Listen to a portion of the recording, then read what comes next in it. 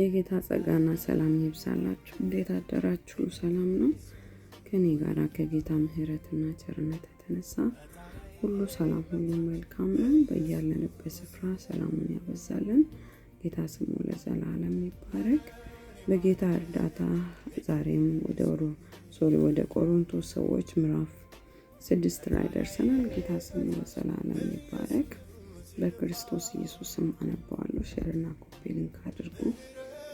ከእናንተ አንዱ ከባልንጀራው ጋር ሙግት ቢኖረው በቅዱሳን ፊት በመፋረድ ፈንታ በአመፀኞች ፊት ሊፋረድ ይደፍራልን? ቅዱሳን በዓለም ላይ እንዲፈርዱ አታውቁምን?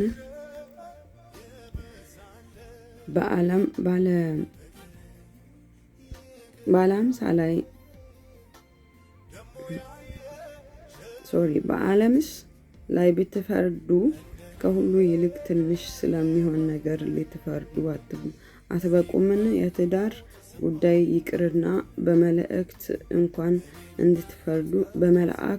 እንድትፈርዱ አታውቁምን? እንግዲህ ስለ ትዳር ጉዳይ የፍርድ ቤት ቢያስፈልጋችሁ በቤተ ክርስቲያን የተናቁትን ሰዎች ፈራጆች አድርጋችሁ ታስቀምጣላችሁን?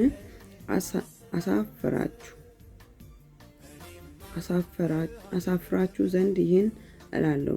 እንደዚህ ነውን? በወንድሞች መካከል ሽማግሌ ሊሆን የሚችል አንድ አስተዋይ ሰው በእናንተ ዘንድ አይገኝምን? ነገር ግን ወንድም ወንድሙን ይከሳል፣ ይህም በማያምን ፊት ያደርጋልን? እንግዲህ ፈጽሞ የእርስ በርስ ሙግት እንዳለባችሁ በእናንተ ጉድለት ነው። ብትበድሉ አይሻልምን? ብትታለሉስ አይሻልምን? ነገር ግን እናንተ ትበድላላችሁ ታታልሉማላችሁ፣ ያውም ወንድሞቻችሁ። ወይስ አመፀኞች የእግዚአብሔርን መንግሥት እንዳይወርሱ አታውቁምን? አትሳቱ። ሴሰኞች ቢሆኑ ወይም ጣዖትን የሚያመልኩ ወይም አመንዝሮች ወይም ቀላጮች ወይም ከወንድ ጋር ዝሙት የሚሰሩ ወይም ሌቦች ወይም ገንዘብ የሚመኙ ወይም ሰካሮች ወይም ተሳዳቢዎች ወይም ነጣቂዎች የእግዚአብሔርን መንግሥት አይወርሱም። ከእናንተ አንዳንዶች እንደ እነዚህ ነበራችሁ። ነገር ግን በጌታ በኢየሱስ ክርስቶስ ስም በአምላካችንም መንፈስ ታጥባችኋል፣ ተቀድሳችኋል፣ ጸድቃችኋል። ሁሉ ተፈቅዶልኛል፣ ሁሉ ግን አይጠቅምም። ሁሉ ተፈቅዶልኛል፣ በእኔ ላይ ግን አንድ ነገር እንኳን አይሰለጥንብኝም። መብል ለሆድ ነው፣ ሆድም ለመብል ነው። እግዚአብሔር ግን ያንም ያጠፋቸዋል። ሥጋ ግን ለጌታ ነው እንጂ ለዝሙት አይደለም፣ ጌታም ለሥጋ ነው። እግዚአብሔርም ጌታንም አስነሳ፣ እኛንም በኃይሉ ያስነሳናል። ሥጋችሁ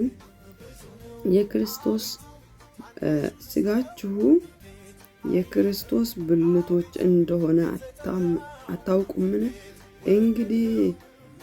እንግዲህ የክርስቶስን ብልቶች ወስጄ ጋለሞታ ብልቶች ላድርጋቸውን? አይገባም። ወይስ ከጋለሞታ ጋር የሚተባበር አንድ ሥጋ እንዲሆን አታውቁምን? ሁለት አንድ ሥጋ ይሆናሉ ተብሏልና። ከጌታ ጋር የሚተባበር ግን አንድ መንፈስ ነው። ከዝሙት ሽሹ። ሰው የሚያደርገው ኃጢአት ሁሉ ከሥጋ ውጪ ነው። ዝሙት የሚሰራ ግን በገዛ ሥጋ ላይ ነው። ግን በገዛ ሥጋው ላይ ኃጢአትን ይሰራል። ወይስ ሥጋችሁ ከእግዚአብሔር የተቀበላችሁት በእናንተ የሚኖረው የመንፈስ ቅዱስ ቤተ መቅደስ እንደሆነ አታውቁምን? በዋጋ ተገዝታችኋልና ለራሳችሁ አይደላችሁ። ስለዚህ በሥጋችሁ እግዚአብሔርን አክብሩ ይላል። ጌታ ስሙ ለዘላለም ይባረክ። እንግዲህ ጳውሎስ ሁሉ ተፈቅዶልኛል፣ ሁሉ ግን ምን አይደለም አይጠቅምም። የትኛውም ነገር ተፈቅዷል፣ ምንም ማድረግ እንችላለን፣ ነገር ግን አይጠቅምም። እንዲሁም ደግሞ በእኔ ላይ አንድ ሰው እንኳ አይሰለጥንም ይላል።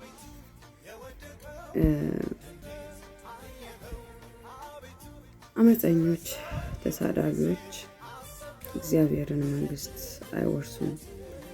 ሴሰኛ እግዚአብሔርን መንግስት አይወርስም። ጣዖትን የሚያመልክ እግዚአብሔርን መንግስት አይወርስም። ዝሙት የሚሰሩት የእግዚአብሔርን መንግስት አይወርሱም። ገንዘብን የሚመኙ የእግዚአብሔርን መንግስት አይወርሱም። ተሳዳቢዎች የእግዚአብሔርን መንግስት አይወርሱም። ነጣቂዎች የእግዚአብሔርን መንግስት አይወርሱም። በየስፍራው እንደ ቀልድ በየሚዲያው ሲሳደቡ እርስ በርስ እንዲሁ ደግሞ ቤታችንም ውስጥ እግዚአብሔር ይመስገን የሚሳደቡ የሚመቀኙ ምቀኛ የሆኑት ገንዘብን የሚመኙት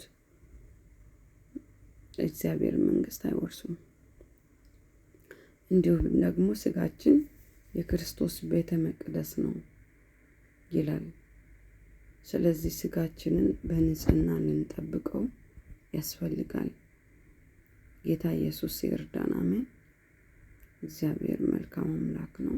ቀናችሁ ብሩክ ይሁን።